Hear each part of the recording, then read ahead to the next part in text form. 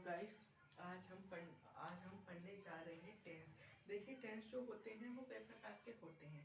Present, past और future, ये तीन प्रकार होते हैं, जिनके बहुत और आगे चल के जो है उनके प्रकार बन जाते हैं, जैसे कि इंडेफिनिट, कंटिन्यूस, प्रेजेंट और प्रेजेंट कंटिन्यूस। अब जब हम आगे टेंस पढ़ेंगे तो उसमें हम समझेंगे कि कौन से टेंस की क्या पहचान है, उसका क्या स्ट्रक्चर है और क्या उसकी लेखाकृति है, या कैसे हम उसको समझें। तो इसी प्रकार से आज हम जो पढ़ने जा रहे हैं वो है टेंस। तो आइए शुरू करते हैं। देखिए, टेंस मीन्स क्या है हिंदी में। टेंस अगर हम बात करें, टेंस अभी हम इंग्लिश में पढ़ रहे हैं, हम इसको हिंदी में पढ़ें। जैसे कि बहुत से लोग यूपी लेते हैं तो उसमें टेंस आते हैं, उसको हम हिंदी में क्या बोलेंगे? तो उसको टेंस जो होते हैं वो हिंदी में होते हैं काल। अब बहुत से लोग बोलेंगे काल क्या होता है? काल काल वो चीज होती है जो समय को दर्शाता हो, जैसे कि भूतकाल, भविष्य काल या वर्तमान काल। अभी मैं आपके साथ बात कर रहा हूँ, आपको समझा रहा हूँ, तो ये क्या है? ये वर्तमान काल में हम आपसे बात कर रहे हैं, आपको समझा रहे हैं। ये जो है अभी ये काम हो रहा है। जब मैं ये काम बंद कर दूंगा, इस काम को 1 दिन हो जाएंगे, 2 दिन हो जाएंगे, 3 दिन हो जाएंगे, तो फिर वो आ जाएगी भूतकाल में कि हाँ, अब व्यक्ति ये काम कर चुका है, ये समाप्त हो गया। जैसे कि मैं आपसे बात कर चुका हूँ, बात कर चुका था या बात करता था। इस प्रकार से जब वाक्य में था आ जाए तो वो कहलाते हैं पास्ट के। पास्ट पास्ट से हम क्या समझते हैं? पास्ट नाम से देखिए समझ में आता है वो भूतकाल। और देखिए, आपने कई जगह सुना होगा फ्यूचर। फ्यूचर अब हमारी फ्यूचर जनरेशन ऐसी होगी, हमारे फ्यूचर जनरेशन में ये खासियत होंगी, हमारी फ्यूचर जनरेशन ऐसी होगी, मतलब भविष्य की पीढ़ी, हमारे भविष्य की पीढ़ी ऐसे होगी। अगर फ्यूचर जनरेशन इज एडवांस, हमारी भविष्य की पीढ़ी जो है एडवांस होगी। अब इस प्रकार से जो है फ्यूचर जो आता है बार बार, अब फ्यूचर से हम समझते हैं फ्यूचर मीन्स भविष्य। अब इसी प्रकार से फ्यूचर टेंस होते हैं, जो कि फ्यूचर टेंस होते हैं, जिसे हम ले सकते हैं कि फ्यूचर फ्यूचर सिंपल का एक हम वाक्य लेते हैं कि आई शैल गो टू दी वॉशरूम, या वॉशरूम, मैं वॉशरूम जाऊंगा। अब इसमें गा शब्द आ गया, तो गा से हमने क्या, गा से हमारे क्या समझ में आया कि गा जो हुआ वो फ्यूचर के लिए इस्तेमाल हुआ। और इसी प्रकार से हम दूसरी बात चलते हैं कि अब हम आगे चले तो आगे हमने पढ़ा कि प्रेजेंट। अब आइए, जो ये तीन है, प्रेजेंट, पास्ट और फ्यूचर। अब हम इनके 4 भाग हो लाएंगे, फिर हम उनको कंबाइन कर देंगे। अब उनके जो 4 भाग हैं वो कुछ इस प्रकार है कि सिंपल, कंटिन्यूस, परफेक्ट और परफेक्ट कंटिन्यूस। अब हम इनको कंबाइन कर देते हैं, तो हम बोलेंगे प्रेजेंट सिंपल। अगर प्रेजेंट सिंपल की बात करें तो उसकी पहचान क्या है, उसका स्ट्रक्चर क्या है, उसके जो स्ट्रक्चर है उनके कितने प्रकार हैं, ये सब चीज़ें हम पढ़ने जा रहे हैं। तो देखिए, अगर हम प्रेजेंट सिंपल की बात करें तो प्रेजेंट सिंपल की जो पहचान है वो है ता है, ती है, ते है। अब ता है, ती है और ते है, ये क्या है? ता अलग चीज है और हे अलग चीज है। ता किसी और चीज की पहचान है और हे किसी और चीज की पहचान है। जैसे हमने दो चीजों को कंबाइन किया है, प्रेजेंट और सिंपल को, उसी प्रकार से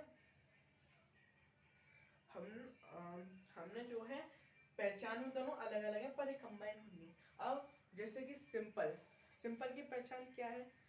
ता, ती, ते। और प्रेजेंट की सिंपल क्या है हूं। इस प्रकार से अब जितने भी हम प्रेजेंट के वाक्य पढ़ेंगे, जो 4 वाक्य हैं, प्रेजेंट सिंपल, प्रेजेंट परफेक्ट, वो प्रेजेंट कंटिन्यूस, प्रेजेंट परफेक्ट और प्रेजेंट परफेक्ट कंटिन्यूस। और इनमें जो प्रेजेंट को छोड़ के अलग से 4 शब्द हैं, केवल वो शब्द बदलेंगे, मतलब उनकी पहचान जो है वो बदलेगी और प्रेजेंट की जो पहचान है वो सेम रहेगी। जैसे कि प्रेजेंट सिंपल की पहचान, प्रेजेंट सिंपल की पहचान है ता है, ती है, ते है। अब प्रेजेंट कंटिन्यूस की बात करें तो उसकी पहचान है रहा है, रही है, रहे हैं। अब प्रेजेंट परफेक्ट, उसमें हो जाएगा चुका, चुकी, चुके। और प्रेजेंट की है हूँ, वो सेम रहेगी। उसके बाद प्रेजेंट परफेक्ट कंटिन्यूस। अब प्रेजेंट परफेक्ट कंटिन्यूस, अब इसमें हम ये भी कह सकते, मतलब बहुत से लोग कहेंगे कि इसकी क्या होगा, चुका रहा हूँ या चुका रही हूँ, ये नहीं होगा। इसमें होगा कि से रहा हूँ, से रही हूँ और से रहे हो। तो मतलब कि प्रेजेंट वाले पोर्शन को टाइम हो तो पास्ट और परफेक्ट कंटिन्यूअस की है, उसकी पहचान होगी से रहा, से रही, से रहे।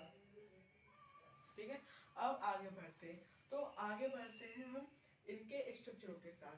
देखिए प्रेजेंट सिंपल, हमने अभी पढ़ा कि प्रेजेंट सिंपल की जो पहचान है वो है ता है, ती है, ते है। अब ता है, ती है, ते है, ठीक है, हमने ये पढ़ा।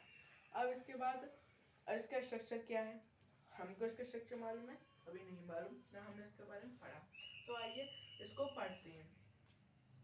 देखिए टेंस, टेंस क्या है? अब इसका स्ट्रक्चर जो है मतलब कि ढांचा, ढांचा इसका क्या है? अब इसके ढांचे के विषय पे हम बात करते हैं। देखिए इसके ढांचा, पहले हम पढ़ेंगे एफर्मेटिव स्ट्रक्चर्स, उसके बाद हम पढ़ेंगे नेगेटिव स्ट्रक्चर्स, उसके बाद हम पढ़ेंगे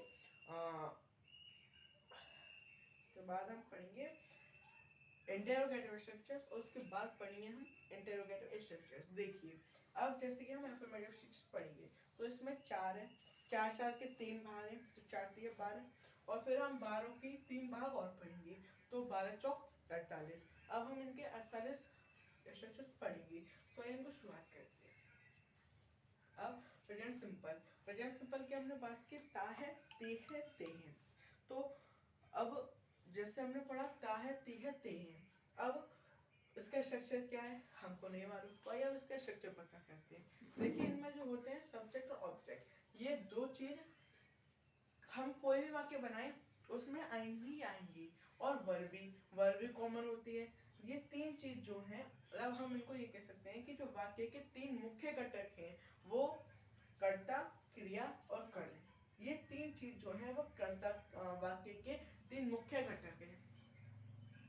अब कर्ता, क्रिया, कर्म, हमें ये तो पता चल गया कि वाक्य के तीन मुख्य घटक हैं, पर इनका कार्य क्या है, हम इनको कैसे पहचानें कि कर्ता कौन सा है, क्रिया कौन सा है और कर्म कौन सी है? तो इसको पहचानने के लिए बहुत आसान तरीका है कर्ता। कर्ता जो काम कर रहा हो, किसके ऊपर काम कर रहा है, वो कर्म के ऊपर काम करेगा। जो कर्म क्या हुआ, फिर कर्म वो हुआ जिसके ऊपर वो कार्य कर रहा है। और कर्ता हमें ये तो पता चल गया कि इस चीज के ऊपर कार्य कर रहा है, पर कैसे कार्य कर रहा है या कब कार्य कर रहा है हमको ये कैसे पता चलेगा? अब जो क्रिया है उसका कैसे पता चलेगा हमको कि कर्ता इसके ऊपर कार्य तो कर रहा है पर कैसे कर रहा है? अब देखिए हमने एग्जांपल लिया, मैं खाना खा रहा हूँ। अब कर्ता हमको पता चल गया कि मैं खाना खा रहा हूँ। क्या खा रहा, मतलब क्या कर रहा हूँ, खाना। किस मतलब किस अब हमने पूछा कि वह क्या खा रहा है, वह क्या खा रहा है, तो हमको कैसे पता चलेगा क्या खा रहा है? जब हमने वाक्य पढ़ा कि मैं खाना खा रहा हूँ। अब इससे हमसे किसी ने सवाल पूछा कि क्या खा रहा है, मैं क्या खा रहा हूँ, तो आप ये तो बोलिए कि आप खाना खा रहे हैं। तो खाना, इसमें हमको क्या पता चला कि कौन व्यक्ति उस चीज के ऊपर कार्य कर रहा है। तो मतलब कर्ता जो है किस चीज के ऊपर कार्य कर रहा है, हमको पता चल गया कि कार्य जो कर रहा है वो कर्म के ऊपर कार्य हो रहा है। अब किसी ने हमसे पूछा कि खाना कौन खा रहा है, खाना कौन खा रहा है। अब हमको कैसे पता चलेगा खाना कौन खा रहा है? अब हम इसके ऊपर लिख सकते हैं कि मैं खाना खा रहा हूँ, या आप खाना खा रहे हैं, वह खाना खा रहा है, वे खाना खा रहे हैं, हम खाना खा रहे हैं। अब इसमें ये सब शब्द आ गए, तो आइए इनको भी समझते हैं। अब देखिए हमने दो चीज जानी कि कौन शब्द जो है वो किसके लिए इस्तेमाल होगा, कर्ता को पहचानने के लिए, और किससे मतलब किसके ऊपर कार्य कर रहा है। अब जो किसके शब्द आया वो होगा आपका कर्म के लिए। अब इसी प्रकार से क्रिया, क्रिया देखिए क्रिया जो है सबसे आसान है, जो कार्य हो रहा हो या जिस कार्य को कराने का जो शब्द बोध करा रहा हो वह क्रिया है। जैसे कि वह नहा रहा है। अब इसमें हमको क्या पता चल रहा है कि नहाने का कार्य हो रहा है, तो नहा नहा रहा है जो है एक सहायक क्रिया है, और रहा वो एक क्रिया है। इसी प्रकार से बहुत से आपके स्ट्रक्चर या टेंस होते हैं। अब देखिए आगे हम बढ़ते हैं, तो प्रेजेंट सिंपल स्ट्रक्चर क्या होगा? देखिए सब्जेक्ट प्लस वर्ब के फर्स्ट फॉर्म प्लस एस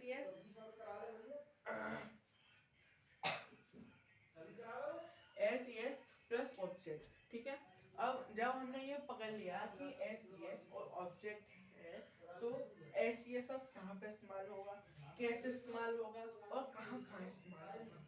अब तब देखिए जब हमने ये पकड़ लिया कि एस और एस आ रही हैं, तो हमको उनका इस्तेमाल पता होना चाहिए, जब तो हम जो सीखे उसमें परफेक्शन आएगी।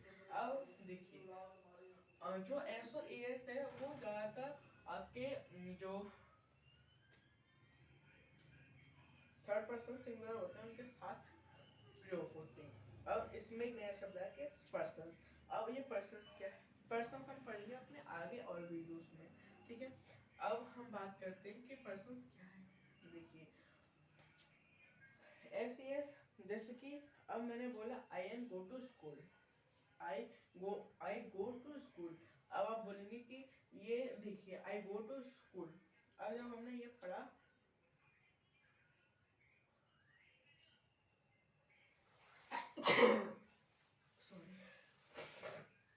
आई गो टू स्कूल, जब हमने ये पढ़ लिया, अब इसके स्ट्रक्चर वाइज हम उसको वो करते हैं कि सब्जेक्ट की जगह आई हो गया, मैं स्कूल जाता हूँ। देखिए कर्ता की जगह मैं हो गया, सब्जेक्ट प्लस वर्ब की फर्स्ट फॉर्म। अब वर्ब की फर्स्ट फॉर्म जो हुई वो हो गई। प्रपोजिशन आ गया इसमें टू, जो कि वाक्य में संबंध दर्शा रहा है कि हाँ इस वाक्य में इस चीज का संबंध है। और ऑब्जेक्ट हो गया स्कूल। अब आप पूछेंगे कि जब हमने स्ट्रक्चर पढ़ा था तो उसमें सब्जेक्ट प्लस वर्ब की फर्स्ट फॉर्म प्लस एस और प्लस ऑब्जेक्ट आया था, तो इसमें से एस का गया। जब हमने वाक्य पढ़ा था आई गो टू स्कूल था, इसमें कहीं एस और एस तो आया नहीं, पर एस जगह टू आ गया जो कि प्रीपोजिशन है। तो एस जो है वो थर्ड पर्सन सिंगुलर के साथ आएगा। अब जो पर्सन्स हैं, जो फर्स्ट पर्सन है वो क्या है? फर्स्ट पर्सन में कौन कौन से आते हैं? फर्स्ट पर्सन में आते हैं आई और वी, सेकंड पर्सन में यू, और थर्ड पर्सन में ही शी इट और दे। इस प्रकार से फर्स्ट पर्सन में भी आई और वी आते हैं। ठीक है, अब ये फर्स्ट पर्सन है, फर्स्ट पर्सन में सिंगुलर है और फर्स्ट पर्सन है, तो इसमें एस का प्रयोग नहीं होगा। अब जब ये आपको समझ में, अब हम चलते हैं सेकंड पर्सन पे, मतलब सेकंड स्ट्रक्चर पे, जो कि है पास्ट वो प्रेजेंट कंटिन्यूअस का। अब प्रेजेंट कंटिन्यूअस की पहचान क्या है? हम बात करें प्रेजेंट कंटिन्यूअस की पहचान की, तो वो है प्रेजेंट कंटिन्यूअस की पहचान जो हुई वो है आपके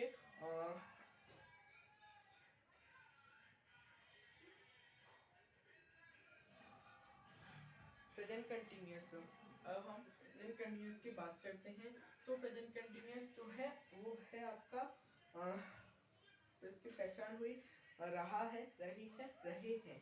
ठीक है, अब इसके स्ट्रक्चर की बात करते हैं, तो वो है इसका स्ट्रक्चर जो है वो है subject plus is am are plus verb की फर्स्ट फॉर्म प्लस आईएनजी और प्लस ऑब्जेक्ट। तो अब हम इसको बनाते हैं, तो देखिए आइए समझते हैं कैसे बनता है। तो अब हम बात करते हैं प्रेजेंट कंटिन्यूअस की। जब अब इसमें हमने पढ़ा कि इस एम आर ये तीन हेल्पिंग वर्ब आई, वो किस किस पर्सन के साथ उपयोग होंगी, आपको ये नहीं मालूम, तो आइए हम इसको करते हैं। हम इसको जानते हैं कि जो इस एम आर जो है वो किस किस वाक्य के साथ प्रयोग होंगी। तो इस जो है वो थर्ड पर्सन सिंगुलर के साथ only and only third person singular के साथ उपयोग होगा। एम फर्स्ट पर्सन सिंगुलर के साथ उपयोग होगा, और जो आर है वो ऑल प्लूरल पर्सन जो है उनके साथ उपयोग होगा।